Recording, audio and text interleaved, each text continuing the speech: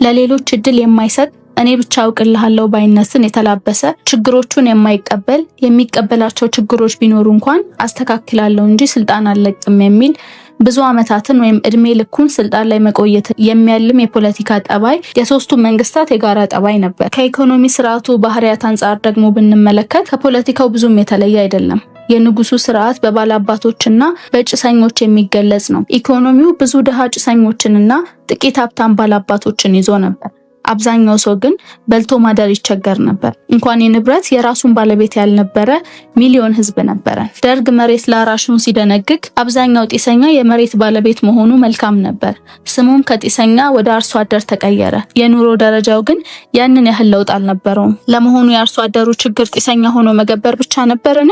እንዲያማ ቢሆን ኖሮ የመሬት ባለቤት በሆነ ማግስት የብልጽግና ማማ ላይ ባገኘነው ነበር። ግብርናን ከፖለቲካ መጠቀሚያነት ውጪ ችግሮቹን በዝርዝር ማየትና ተግባራዊ ስር ነቀል ለውጥ ማምጣት ያልተቻለው ለምንድን ነው? ኢህአዴግ በተራው ከደርግ ድሃ አርሶ አደርና ጥቂት ባለሀብቶችን ተረከበ። ከ27 ዓመታት በኋላ ስንገመግም ከድህነት አዙሪት ያልወጣ ህዝብ ነው ያገኘነው። አሁንም በልቶ ማደር፣ ልብስ መቀየር የሚቸገር፣ መኖሪያ ቤት የሌለው ድሃና የድሃ ድሃ እየተባለ የሚከፋፈል ህዝብ ነው ያተረፍነው። በንጉሱ ጊዜ ባይከሰሰነት የፈለጉትን የኔ ነው ሲሉ ከነበሩ ባላባት ባለስልጣኖች ወደ ባለሀብት ባለስልጣን ተሸጋገርን። በባለስልጣንነትና በባለሀብትነት መካከል መስመሩ ጠፋ። ህዝብን ማገልገል ራስን ከማበልጸግ ጋር አንድ ሆነው ተገኙ። ስለዚህ ከንጉሳዊ አገዛዝ እስካሁን ዘመን ድረስ የህዝባችን ኑሮ ለውጡ እዚህ ግባ የማይባል ሆኗል። የመንግስት አስተዳደር ስርዓት ለውጥ ህዝብን ከድህነት ከማውጣትና ከማበልጸግ አንጻር ለውጡን ብዛም ነው። ሶስቱም መንግስታት አብዛኛውን ህዝብ ከእርሻ አላቆ ኢንዱስትሪ መር የሆነ ኢኮኖሚ የመገንባት ህልም ነበራቸው። ከሶስተኛው መንግስት የተረከብናት ሀገር ግን አሁንም አብዛኛው ዜጋ ከእጅ ወደ አፍ በሆነ እርሻ ላይ የተንተራሰ ህይወት ያለው ህዝብ ነው። መካከለኛ መደብ ማህበረሰብ የመፍጠር ህልም ከህልምነት በዘለለ ወደ ተግባር ሊቀየር አልቻለም። የማህበራዊ ስርዓት ጉድለትንም እንመልከት። ለመሆኑ የማህበረሰብ ባህል፣ እምነት፣ ወግና ሀብት በማፍራት ረገድ ያበረከተው አዎንታዊና አሉታዊ አስተዋጽኦ ምን ያህል ነው? የገዛ ልማዳችን በየዘመኑ የተለያዩ ፈተናዎችን እየደቀነ እንዳንበለጽግ እንቅፋት የሆነብንስ ለምንድን ነው? ባህል፣ ልማድና እምነት ከሰው ልጅ አእምሮና ስሜት ጋር የተገናኙ ናቸው። የማይጨበጡና የማይዳሰሱ ቢሆኑም ሀገር ለመገንባትና ለማፍረስ ትልቅ ድርሻ አላቸው። የሰው ልጅ አሉታዊ ባህሎችን ትቶ ገንቢዎቹን አጉልቶና በእነሱ ላይ አክሎ በአዲስ አመለካከት ምህዋር ውስጥ ካልገባ የቀደመው ባህል እየጠለፈው አዲሱ አጉል ልማድ እየጨመረበት መዳከር ልማዱ ይሆናል። በነገስታቱ ዘመን ሰውን ባሪያና ጌታ ብለው ሲፈርጁ ስራን ደግሞ ክብር ያለውና የተናቀ ብለው ከፋፍለውታል። የዘመኑ ልሂቃንም የሚቃወሙት ሳይሆን በዚህ ስርዓት ውስጥ ቦታቸውን ማመቻቸትና ለክፍፍሉ ሐሳብ አፍላቂዎች ሆነዋል። በሽመና ስራ የተሰማሩት ቁጢት በጣሽ ተባሉ። የብረታ ብረት ባለሙያዎች ቀጥቃጭ የሚል የንቀት ስም ተሰጣቸው። ገበሬው አፈር ገፊ ተባለ። ነጋዴው መጫኛ ነካሽ ተብሎ ሰደቡ የንግድ ባህል በማህበረሰብ ውስጥ እንዳይጎለብት አድርጓል። ከኛ እኩል የሸክላና የፓርሲሊ ስራ ባህል የነበራቸው የሩቅ ምስራቅ ሀገሮች ዛሬ ዓለምን ገበያ አጥለቅልቀውታል። እኛ ከነበርንበትም ወደ ኋላ ሄደናል። አሁንም ድረስ ስራንና ሰራተኛን የመናቅ ባህል ምን ያህል ተሻሽሏል? እንደ ደቡብ ኮሪያ ያሉ የሩቅ ምስራቅ ሀገራት የማህበረሰቡን ባህል በመቀየር ረገድ የተሳካ አብዮት በማካሄዳቸው ዛሬ በእድገት ጣሪያ ላይ ይገኛሉ። ሌላው የማህበራዊ ስርዓታችን መታወቂያ ለጦርነትና ለጦረኝነት የምንሰጠውን ቦታ ለስራና ለሰራተኝነት አለመስጠታችን ነው። ለጦርነትና ለጦረኝነት ያለን ቦታ ለሀገሩ ህይወቱን የማይሰስት ህዝብ ፈጥሮልናል። የሀገርን ዳር ድንበር አስጠብቆልናል። ነገር ግን ለስራና ለሰራተኝነት የምንሰጠውን ክብርና ቦታ አነስተኛ አድርጎብናል። ለሀገር ለመስዋዕት የምንሰጠውን ዋጋ ያህል ለሀገር ለመኖር የሚገባውን ዋጋ እንዳንሰጥ አድርጎናል። ሁሉንም ነገር በኃይል የማድረግ ባህልንም አምጥቶብናል። ለጦርና ለጦረኝነት ከልክ ያለፈ ዋጋ ስለምንሰጥ በደም መስዋዕትነት ብቻ የቆመች ህልውናዋ በየጊዜው የሚፈተን ሀገር ፈጥረናል። ይህ ጦረኝነት ባህል አዎንታዊ አስተዋጽኦ በተለይም የሀገርን ሉዓላዊነት ከማስጠበቅ አንጻር ከፍተኛ ቢሆንም አሉታዊ ተጽዕኖን ፈጥሯል። ሀገር ህልውናዋ የሚቆመው በደምም በላብም ነውና፣ ስለዚህም ለደምም ለላብም እኩል ቦታ መስጠት ይገባን ነበር።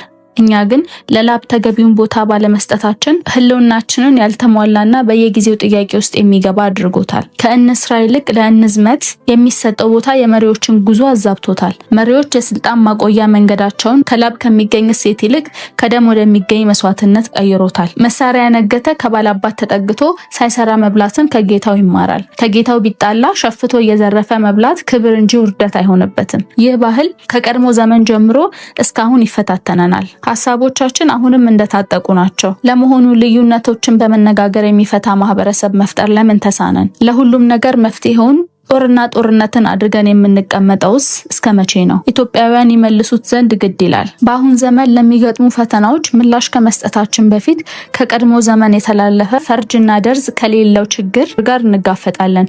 ትግላችን የአሁን ዘመን ከፈጠረው ችግር ጋር ብቻ አይደለም፣ በዘመናት ከተከመረና ከተወሳሰበ ችግር ጋር ጭምር እንጂ። እርሱም ቢበቃን ጥሩ ነበር። ነባሩ ችግር ከወለደው የዛሬ ችግርም እንጋፈጣለን። እንዲሁም ነገ ቀድሞ ከሚጠብቀን ችግርና ፈተና ጋርም እንታገላለን። በአጠቃላይ ባለፉት 100 ዓመታት የተለያዩ መንግስታትን ኢኮኖሚያዊ፣ ፖለቲካዊና ማህበራዊ ስርዓቶች በጉድለት አስተናግደናል። በዚህ የተነሳ እምቅ አቅሞቻችንን አውጥተን በመጠቀም ወደ ብልጽግና ለምናደርገው ጉዞ ከአጋዥነት ይልቅ የእንቅፋትነት ሚና ነበራቸው። ስለዚህም ዛሬ የሆነውን ለመሆን ተገደናል። የሀገራችንም ኋላ የመቅረት መንስኤው የኢኮኖሚው የፖለቲካና የማህበራዊ ስርዓቱ ጉድለት ድምር ውጤት ነው። የሚፈጠሩ ስርዓታዊ ክፍተቶች ከኢኮኖሚ ስርዓቱ ክፍተት በተጨማሪ በማህበራዊና በፖለቲካዊ ስርዓቶች ላይ ተጽዕኖ ይኖራቸዋል። ዘመንና አስተዳደር በተፈራረቁ ቁጥር ለውጦች በአንጻራዊነት ታይተው ይሆናል። እነዚህ ለውጦች ግን ከመሰረታዊ ችግሮቻችን ሳያወጡን በለውጥ ስም የተቀባበሉ አያሌ ጊዜያት ባክነዋል። እነዚህ የአንድ ስርዓት 3 ክፍሎች ፖለቲካዊ፣ ኢኮኖሚያዊና ማህበራዊ ስሪቶች ከፍተኛ የሆነ ተመጋጋቢነት ያላቸው ናቸው። የአንዱ ክፍተት የሌላውን ሊቀሰቅስ ወይም ሊያባብስ ይችላል። በሌላ በኩል ደግሞ በተለያየ የመንግስት ርዕዮተ ዓለምና በተለያየ የብልጽግና ደረጃ የተለያየ ተጽዕኖ አላቸው። ብዙዎቹ ችግሮች የሚመነጩትም መፍትሄ የሚያገኙትም በኢኮኖሚው ስርዓት የበላይነት የተነሳ ነው። እንደዚህ ባሉ ሀገራት የባለ ሀብቱ ተጽዕኖ ከፍተኛ ነው። ፖለቲካዊም ሆነ ማህበራዊ ስሪቱ በተጽዕኖ ክልላቸው ስር ነው። ገንዘብ አድራጊ ፈጣሪ የሆነበት፣ ገንዘብ ስልጣንንም ባህልንም መግዛት የሚችልበት የተጽዕኖ ደረጃን ተላብሷል። በሌላ በኩል ደግሞ ማህበራዊነት የተጫነው የቅይጥ ኢኮኖሚ ርዕዮተ ዓለም በሚከተሉ አንዳንድ ሀገራት ማህበራዊ ስርዓቱ በማህበረሰቡ ተጽዕኖ ስር ነው። እንዲህ አይነት ህዝብ መር የሆነ ስርዓት መገንባት የብዙዎቹ ሀገራት የፍላጎት ጥግ ነው። ህዝብ መር ስርዓት በብዙ ዓመታት የስልጣኔ ሂደት የሚደረስበት ስኬት ነው። በአዳጊ ሀገራት በተለይም ወደ ኋላ በቀሩ ሀገራት ከኢኮኖሚያዊውም ሆነ ከማህበራዊ ስርዓት ይልቅ የፖለቲካው ኃይል የገነነ ነው። እንዲህ ባሉ ሀገራት ደግሞ ፖለቲካው ኢኮኖሚውን ይዞ እንደፈለገው ያስኬደዋል። ማህበረሰቡም በፖለቲካውና በኢኮኖሚው ተጠፍሮ በፍርሃት እንዲኖር ይገደዳል። አፍሪካ ውስጥ ለሚፈጠር ድህነት ዋነኛው ምክንያት ከፖለቲካው ስርዓት ጉድለት ጋር የተያያዘ ነው። ፖለቲካዊ ክፍተቶች ፍትሃዊና ዘላቂ ልማት እንዳይረጋገጥ በማድረግ ረገድ ከፍተኛ ተጽዕኖ አላቸው። በሀገራችንም ብልጽግናን ለማረጋገጥ በሚደረግ ጥረት ውስጥ ኢኮኖሚያዊ ሽግግርን ማምጣት ያልተቻለው ፖለቲካዊ ሽግግርን ማምጣት ባለመቻሉ ነው። ሀብት የመፍጠርና በፍትሃዊነት የማከፋፈልን ግብ ለማሳካት በሚደረገው ጥረት ውስጥ ፖለቲካዊ ሁኔታዎች የፈጠሩት ተጽዕኖ ቀላል የሚባል አይደለም።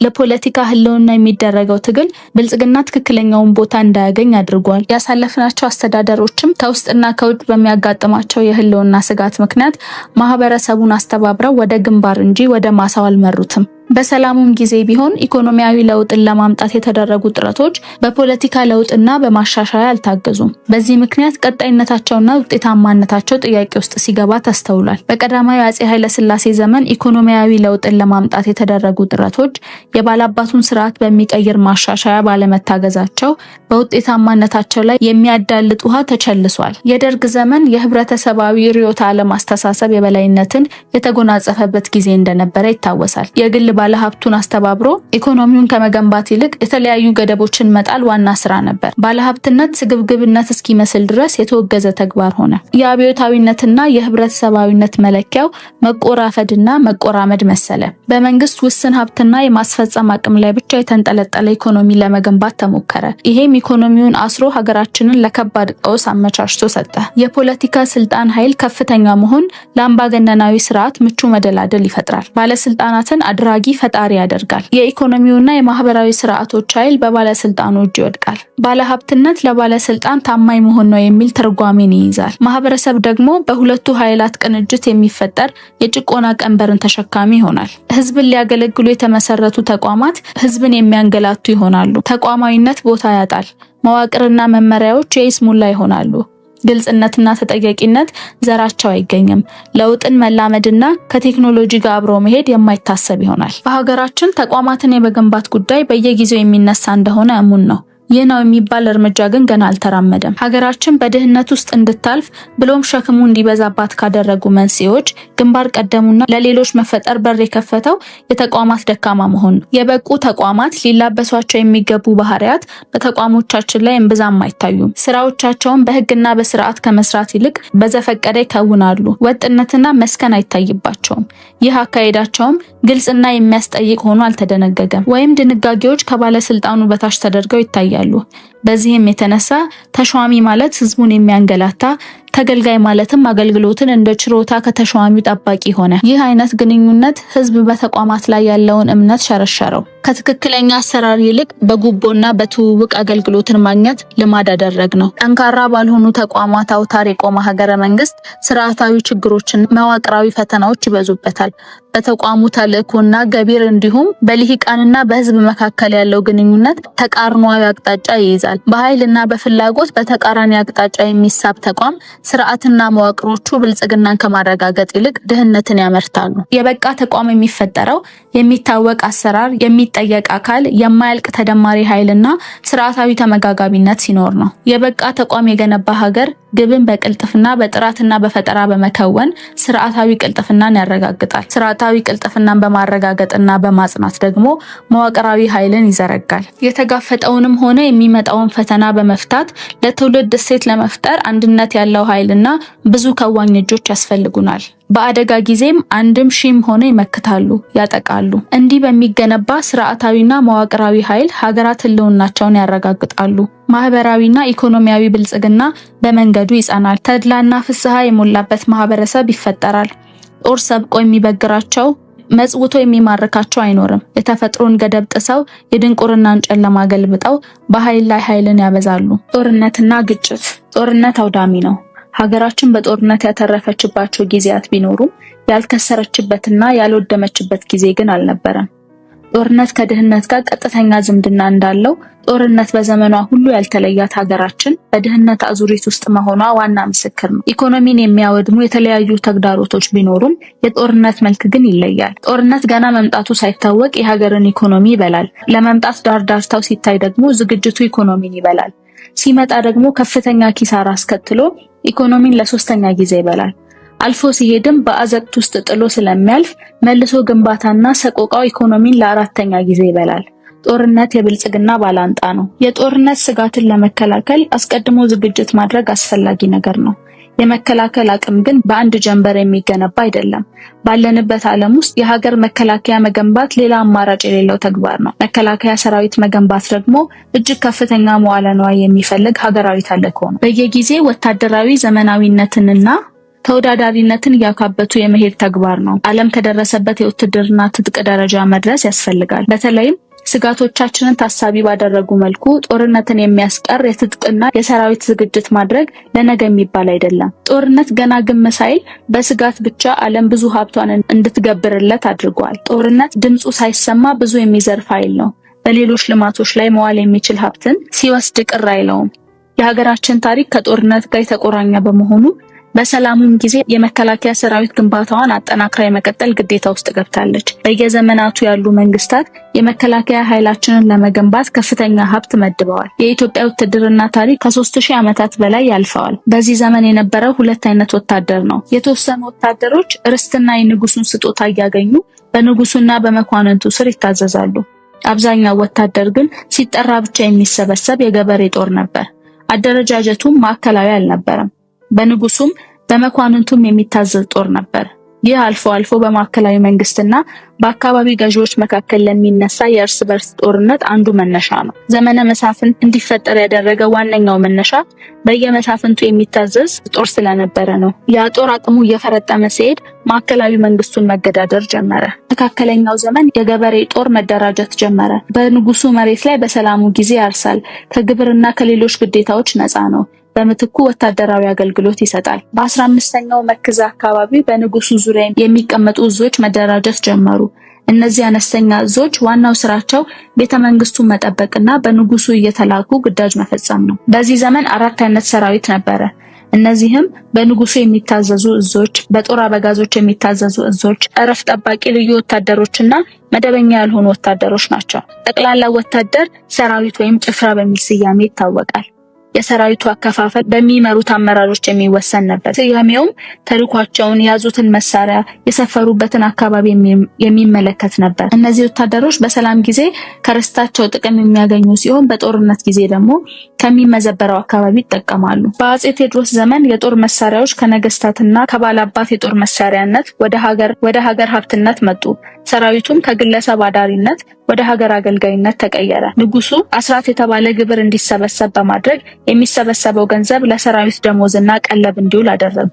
በዚህ የተነሳ በማዕከላዊ መንግስት ስር የሚያድረው ወታደር እየበዛ መጣ። የኢትዮጵያ መሪዎች ከቀድሞ ጀምሮ ሰራዊቱን ለማዘመን በዘመን የደረሱበትን ሲያደርጉ ነበር። ከግብር ነፃ ማድረግ፣ ርስት መስጠት፣ የውጭ አሰልጣኞች አስመጥቶ ማሰልጠን፣ ዘመናዊ የጦር መሳሪያዎችን ማስመጣት፣ በሀገር ውስጥ የጦር መሳሪያዎችን ለማምረት ጥረት ማድረግ ዋና ዋና የጦር ማዘመኛ መንገዶቻቸው ነበሩ። የመከላከያ ሰራዊታችን መከላከያ ሚኒስቴር ከተቋቋመ ጊዜ ጀምሮ እንደገና እየተሻሻለ መጣ። በዘመኑ ሁሉ ሀገሩን አስከብሮ ለሌሎች ሀገራትም የሰላም ዘብነት ተርፏል። ዛሬም ላይ ለሌሎች ሀገራት ግዳጆች ራሱን እያዘጋጀ በዘላቂ የለውጥ መዘውር ውስጥ ይገኛል። ሰርክ ዝግጁነት የመከላከያችን መለያ ነው። ይሁንና ይህ ሰርክ ዝግጁነት የጦርነት ድምጽ ሳይሰማ እንኳን በየዘመኑ ከፍተኛ ሀብትን ለመከላከያ ሰራዊት ግንባታ እንድናውል አድርጎናል። የጦርነት ድምጽ ሲያስገመግም ደግሞ የዝግጅቱ መጠን ሌላ መልክ ይይዛል። ለወትሮ በተረጋጋ መልኩ ይካሄድ የነበረው ዝግጅት ጦርነትን ሲያስገመግም በተለየ ውጥረት ይታጀባል። ከፍተኛ ሀብትን በማንቀሳቀስ የአየር፣ የየብስ፣ የባህር፣ የህዋና የሳይበር ልምምዶችን ማድረግ ግዴታ ይሆናል። ጦረኞችን፣ የጦር አመራሮችን፣ የጦር መሳሪያዎችን፣ አጋዦችን ሁሉ ዝግጁ የማድረግ ስራ ይሰራል። ይህም ከፍተኛ ሀብት የሚጠይቅና በጦርነት ወቅት ከሚወጣው ባልተናነሰ ወጪ የሚጠይቅ ነው። ፋብሪካዎች ከመደበኛ ስራቸው በተጓዳኝ በተለየ አስቸኳይነት ጦርነቱን ታሳቢ ያደረገ ምርት ያመርታሉ። ጦርነት ገና ሳይጀመር ይህንን ሁሉ ሀብት ካስወጣ በኋላ እንኳን ቢቀር አዋጪ ነው። ምክንያቱም በዝግጅት ጊዜ ሀብታችንን ሲበላ የቆየው ጦርነት ሰራዊታችንን፣ ህዝባችንን፣ ለልማት ተብለው የተገነቡ መሰረተ ልማቶቻችንን ሁሉ መብላት ይጀምራል። ይባስ ብሎ ደግሞ ወጣትና አልሚ የምንለውን ኃይል ይነጥቀናል። አቅመ ደካሞች፣ ህፃናትና ሴቶች ቀያቸውን ትተው ይሰደዳሉ። ከተሞች የጦርነት አውድማ በመሆናቸው ፈራርሰው እንደ አዲስ ለመሰራት እንኳን በማይመች ሁኔታ ይደቃሉ። ገበሬው ማረስ ይቸገራል። የዘራውንም መንከባከብ በማጨድም አይችልም። ተሳክቶለት ቢሰበስብ እንኳን ለጦርነት የሚውል ይሆናል። በዘመናት ሁሉ ለዚህ ጊዜ የተገነባው የመከላከያ ኃይልም ያለውን ሁሉ አውጥቶ ይዋጋል። መሳሪያዎቹ ይወድማሉ። ትጥቅ ነውና በተለየ በጀትም ቢሆን እንደገና ይገዛል። ሁሉ ነገር ወደ ጦር ግንባር ማለት ይመጣል። ያለንን አሳጥቶ ሀገራችንን እንደ ሰደድ እሳት በልቶ አንዳንድ ጊዜም ሀገርን አፍርሶ ይደመደማል። ጦርና የጦር ድምጽ አይሰማ ይሆናል እንጂ ጦርነት በዚህ አያበቃም። ድህረ ጦርነት ተጽዕኖ ይቀጥላል። የወደሙ መሰረተ ልማቶችን መልሶ ከመገንባት አንጻር በርካታ ተደፍነው የማያልቁ ቀዳዳዎች ተክተልትለው ይመጣሉ። በእርግጥ በሶሪያ፣ በሊቢያ፣ በቅርቡ ደግሞ በዩክሬን የነበረውን የጦርነት አፍራሽነት ስንመለከት ጦርነት መሰረተ ልማትን ያወድማል የሚለው ገላጭ አይሆንም። ይልቁንም መሰረተ ልማትንም የማልማት አቅምንም በአጠቃላይ ሀገርን ያወድማል የሚለው የተሻለ ነው። መልሶ ለመስራት የሚያስችለው ሀብትም በጦርነቱ ተበልቷል። ቀላል የማይባል ህዝብ በስደትና በተረጂነት ውስጥ ይገባል። ልጆቹን ለጦርነት ገብሮ በሀዘን ውስጥ ይኖራል። የሰራዊት አባላት በአስከፊ እልቂት ውስጥ እንደማለፋቸው ጓዶቻቸውን ያጣሉ። አንዳንዶች አካል ጉዳተኛ ይሆናሉ። በዚህም በከባድ ሀዘንና ጭንቀት ውስጥ ይገባሉ። በአጠቃላይ ትኩረታችንን ጦርነት ላይ አድርገን ቸል ያልነው ችግር ሁሉ አፍጥጦ ስንጋፈጠው ልብ ሰባሪና አቅም የሚያሳጣ ነው። ከጦርነት ማገገም ከባድ፣ መሪዎችንም የሚፈትን ስራ ነው። ሀገራችን ከጦርነት ያረፈችበት የመንግስት ዘመን ነበር ማለት ይቸግራል። ሰርክ ዝግጁ ከመሆን ባለፈ በጦርነት ዝግጅት ከፍተኛ መዋለ ንዋይ ማፍሰስ ሳይጋደድ ያለፈ መንግስት የለም። ያለፉትን 100 ዓመታት እንኳን ብንወስድ የአጼ ኃይለሥላሴ መንግስት ከውስጥና ከውጭ ኃይሎች ጋር ተዋግቷል። ደርግ በበኩሉ ስልጣን በያዘ ማግስት የውስጥም የውጭም ውጊያ ገጥሞታል። ደርግ ዘመኑን ሙሉ ከውስጥ የብሔር ተዋጊ ኃይሎች ጋር ሲዋጋ ነው የጨረሰው። በመጨረሻም በእነዚህ ኃይሎች ጥምረት ነው የወደቀው። ኢህአዴግን በመጀመሪያው 10 ዓመታት ከኤርትራ ጋር ተዋግቷል። ይህ የጦርነት ፍጥጫ እንዳለ ሆኖ ከሶማሊያ ተገንጣይና አሸባሪ ኃይሎች ለምሳሌ አልሸባብ ጋር ሌላ ጦርነት አድርጓል። ታሪካችን ሁሉ ከማልማት ይልቅ በጦርነትና በግጭት የታጀበ ነው። የጦርነትን ወሬ ሳንሰማ የዘለቅንበት ዘመንም የለም። የውጭ ጦርነት ቢጠፋ የውስጥ ግጭት ይመጣል። የውስጥ ግጭት ቢጠፋ መፈንቅለ መንግስት ይሞከራል። መፈንቅለ መንግስት ቢጠፋ የፖለቲካ አመራሩ እርስ በርሱ ይባላል። ይህ ሁሉ ቢጠፋ ጥያቄ ይሰማ የሚሉ ሰላማዊ አመጾች ይከሰታሉ። እነዚህ ከውስጥና ከውጭ የገጠሙን ግጭትና ጦርነቶች ፖለቲካዊ፣ ኢኮኖሚያዊና ማህበራዊ ችግሮቻችንን አወሳስበውታል። በድህነት ላይ ጦርነት ማለት በቡሃ ላይ ቆረቆር ነው። የቅድመ ጦርነት፣ የጊዜ ጦርነትና የድህረ ጦርነት አፍራሽ ክንዶች ስነ ልቦናዊ መታወክን በማህበረሰብ ውስጥ ያራባሉ። በጦርነት ውስጥ ደጋግሞ ያለፈ ማህበረሰብ መስተጋብራዊ ግንኙነቱ በጥርጣሬ በፍርሃትና ባለመተማመን የተሞላ ይሆናል። በጦርነት አካላዊና ስነ ልቦናዊ ጉዳት የደረሰበትና ከሰብአዊ ልማት የጎደለ ማህበረሰብ ደግሞ በድርብርብ ችግር ይመታል። በጦርነት አቅሙ የተበላ መንግስታዊ ስርዓትም መሰረታዊ የሰው ልጅ ፍላጎቶችን ለማሟላት ፈተና ውስጥ ይወድቃል። ለዚህ ጥሩ ማሳያም እኛው ነን። በእንደዚህ አይነት የኢኮኖሚ ቀውስ ውስጥ ያለ ስርዓት የስራ እድል መፍጠር ይሳነዋል። ሀገራችንም ጊዜዋ እየተበላ አብረዋት የተነሱ በጊዜ ውስጥ ተራምደው ቀድመዋታል። ከጊዜ ኋላ ቀርታ አመሻሽ ላይ በድርብርብ ችግር ተጠላልፋ መውጣትና መራመድ ፈተና ሆኖባታል። በጦርነት ግጭት መሰነጣጠቅ የጀመረው ሀገራዊ መሰረት በአካል በስነ ልቦናና በማህበራዊ ቀውስ ቀዳዳው በስቷል። የኢኮኖሚ ድቀት ያነተበው ሀገረ መንግስት ተፈጥሯል። በመዳከሙ የተነሳም በዕዳ ወጥመድ ተይዞ ወዶ ገብ ገባሪ ይሆናል። በድህረ ዘመናዊነት ደግሞ ብድር፣ እርዳታና ሽብር ማስገበሪያ መሳሪያ ሆነው መጥተዋል። አበዳሪዎች መንጠቋቸውን ከአሳው ጉሮሮ ሰክተው የአሳውን በህይወት የመኖር ዕጣ ፈንታ በእጃቸው አድርገውታል። የመኖር ዕጣ ፈንታው ከእጁ የወጣ ቢጭኑት አህያ ቢለጉሙት ፈረስ ይሆናል። አንዳንዶች ይባስ ብለው ብድርን ለልማት ሳይሆን ለባለስልጣናት መምነሽነሻ ያውሉታል። ይህም በዕዳ ተጠልፈው እንዲወድቁ ያደርጋቸዋል። በዕዳ መጠለፉ ደግሞ በህልውና ፈተናና በድህነት አዙሪት ውስጥ ያከርማቸዋል። እንግዲህ ከእድገት ማማ ላይ ለመገኘት ብዙ እድል የነበራት ሀገራችን እምቅ አቅሞቿን አውጥታ ለመጠቀም አልቻለችም። በዚህም የተነሳ በድህነት አዙሪት ውስጥ ዘመኗን አሳልፋለች። እምቅ አቅምን መጠቀም ከብዙ ነገሮች ጋር ይያያዛል። ዋነኛው አንኳር ጉዳይ መሰረተ ልማትን ከመገንባት በሚገባ ከማስተዳደርና ከማስፋፋት ጋር የተያያዘ ነው። ሀገራችን ሰፋፊ መሰረተ ልማቶችን ለመገንባት የሚሆን በቂ ወረት ስለሌላት በቅደም ተከተል አንዱን ለሌላው ግብአት እያደረገች ለመስራት ሞክራ ነበር። ይህ ጥረት ግን ዘመናዊ በሆነና የራሳችንን ሁኔታ ከግንዛቤ ባስገባ ስርዓትና መዋቅር አልታገዘም። ይህም ለተደራራቢ ችግሮች አጋልጦናል። ከዚህ አልፎ የተገነባውን ጥቂት መሰረተ ልማት ደግሞ ጦርነትና ግጭት ብል እንደነካው ልብስ መልሶ ይበላዋል። በመሆኑም ከዜሮ መጀመር የሁሉም የኢትዮጵያ መንግስት ዕጣ ፈንታ ሆኗል። ይህ ሁኔታም ኢትዮጵያ ከድህነቷ ለሚያተርፉ ኃይሎች ጣልቃ ገብነት ምቹ እንድትሆን አድርጓታል። በውጤቱም ሀገራችን የሀብታም ድሃ፣ ህዝባችንም በሀብት ላይ ቆሞ በድህነት እየኖረ ነው።